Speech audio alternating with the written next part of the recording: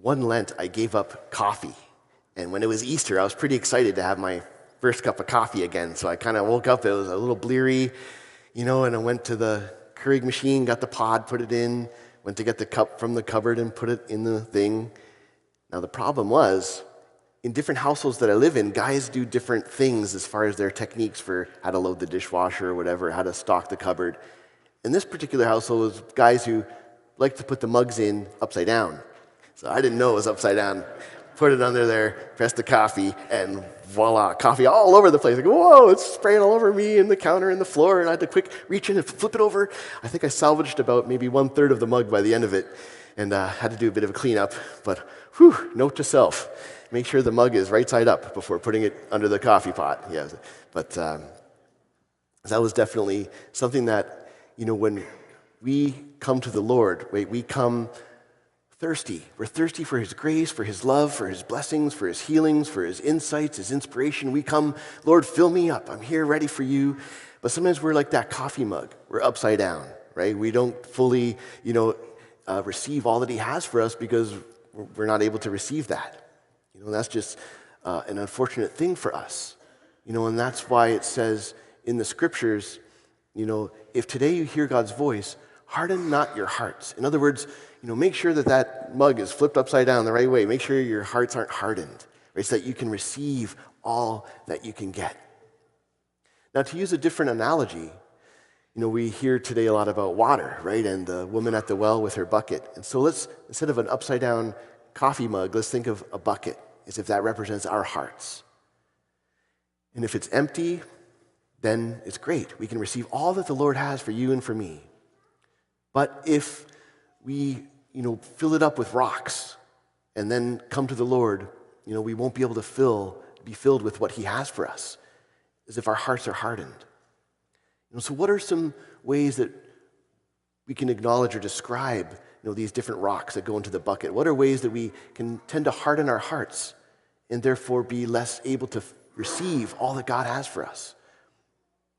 Well, one rock for sure is the rock of mediocrity, right? Lukewarmness, kind of maybe cynicism, or kind of just survival mode of life, just getting by, right? Where we just sort of we don't dare to hope for too much. We just kind of just live our life, do our thing. We kind of go on autopilot, right? We don't want to bother God. We don't want to bother others. We just do our thing. Well, when we do that, it's like taking a rock and plunking it into that bucket. So though the water's filling it, now it's less able to get as full as could be because that rock is in there. That I'm sure we can all relate to ways that we kind of settle for the status quo and can be sort of laissez-faire with life, or just not as ambitious for God's graces, right? And so that's a way that we're hardening our hearts. Another way is the rocks of sin, right? When we sin, or just maybe even just through the weight of, just these things that we experience, different difficulties in life, or ways where we're offended by others, and we have a lot of unforgiveness too. These are all kind of rocks that go in the bucket as well, right? When the weight of sin, the weight of unforgiveness, that's kind of another rock that goes in there. And so we're even now less able to receive God's grace because now we have mediocrity and lukewarmness, and then we also have now sins and unforgiveness, and wounds.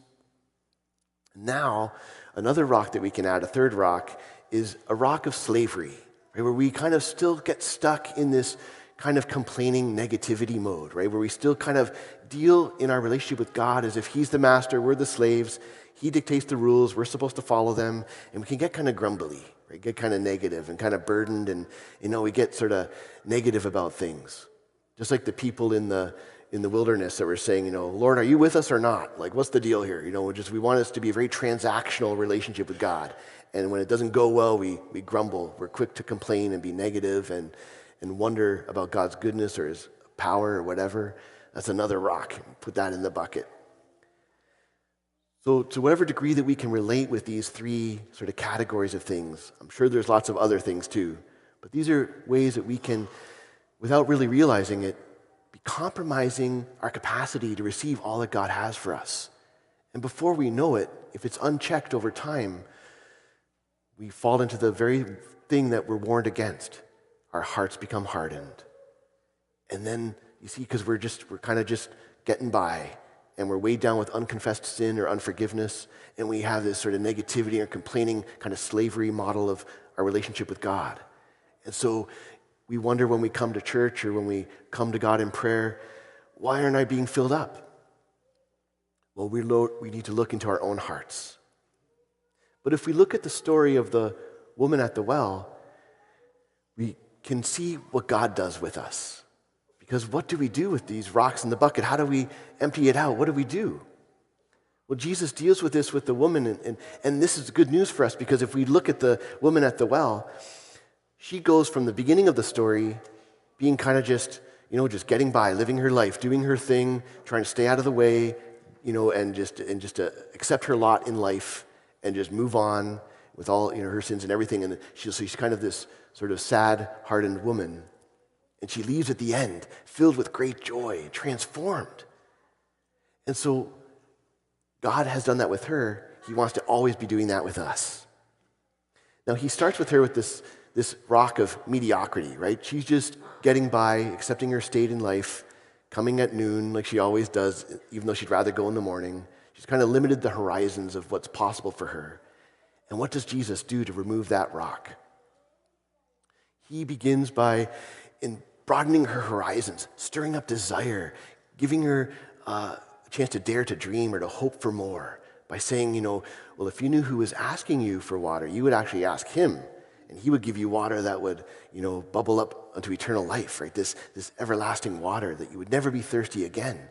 It kind of opened her mind, like, what? You're changing my realm of what's possible in life, opening these horizons, renewing a sense of wonder within her.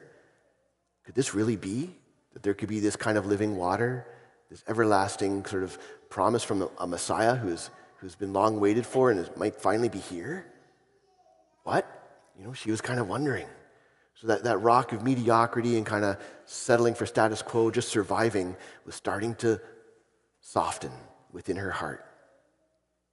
And then Jesus had to help her deal with the issue of unconfessed sins or unforgiveness or woundedness by acknowledging with her the fact that she had 5 husbands and now the one she's living with is not her husband, and trying to convict her of the state of her soul, not in a condemning way, but in an honest way. Acknowledging these rocks that are in the way and encouraging her to confess that, to acknowledge that. And she said, yes, you must be a prophet. You're right. She confessed the state of her life and her soul in her story, right? And sort of was in a vulnerable place with God. And so her heart was starting to get softened because he wasn't there to judge her, but to love her, but nevertheless to be truthful and honest with her. She felt seen, even if some of what was seen was challenging. And then Jesus moved into that third phase of where she might have felt a slave to her sort of way as a Samaritan woman, worshiping on this mountain, and the Jews do over here, and there's the law, and I'm just doing my thing, and God probably isn't there for me, so I just gotta, I think she was probably pretty upset with life, in her state of things.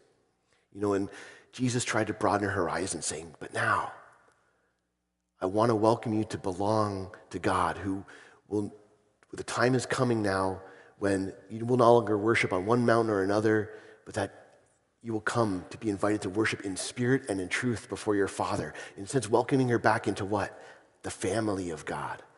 God is her Father, and she can worship him in spirit and in truth. She can now belong. She doesn't have to become a Jew to believe in God. She can become a Christian, right? And so she is invited to something greater, to belong, to put aside slavery and sort of just rule-based sort of living alone and coming rather into the obedience of being children of God, where God is now our Father. We are welcomed into the family.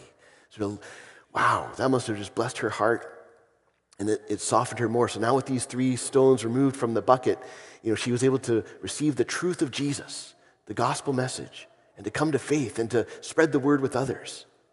And what an interesting dynamic, right? Because she came with her water bucket, and it was empty and fully able to be filled with all the water in the well, but her heart, the bucket of her heart, was full of rocks. And Jesus, instead of giving her water from the well, he removed the rocks that were in her heart so that she could receive his living water. So much, and she was filled so much with that when she left, as we know, she left the bucket behind. who cares about earthly water anymore? She doesn't even need it. She forgot all about it because she was filled with Jesus, what she really thirsts for. Right? And so too for us. In this Lenten season, it's a great opportunity for us to look at our lives and to think, to take seriously the warning. If today you hear God's voice, harden not your hearts. Why? Because God has so much he wants to give to us. But in Lent, we can look and say, okay, well, but if I'm honest with myself, there are ways that my heart is getting a little hard here, and I need to ask Jesus to deal with me, just like he dealt with the woman at the well. So if there's ways that we feel like we're just settling for status quo, not striving for much, limiting our horizons, being a bit cynical, let's give that to the Lord today and throughout this Lenten season. And invite the Lord to recapture our sense of wonder. That God is close. He is with us. He loves us. He's got great plans for us. He wants to bless us in so many ways. And just to open our eyes, to let us have the courage and the grace to hope again for good things. Right? And so maybe whether it's signing up for the upcoming Alpha course coming up in March 19th, or by reading things about the saints, or just looking at things that kind of open your horizons to more heavenly wonders and goodness. That's a good practice, right? So that we don't get stuck in mediocrity, but to allow God to encourage us to strive for greater things, for the things of saints and angels. And secondly, if we notice in our hearts, the rocks of kind of unconfessed sin or unforgiveness, it's good for us to ask the Lord, reveal to my heart, just like you revealed to that woman the state of her soul. Reveal to me my true state in life right now. Like what do I need to confess? What do I need to bring into the light? Not into condemnation, but into your mercy, into the sacrament of confession. Or who are people I need to forgive? Reveal that to my mind and give me the grace to, in your name, forgive those people. Bring them under your lordship and to be set free. That's another good way that those rocks can be removed. And if there's any way in this Lent we can look at ourselves and say, am I still living in a slavery model in some way, as opposed to as a son or a daughter?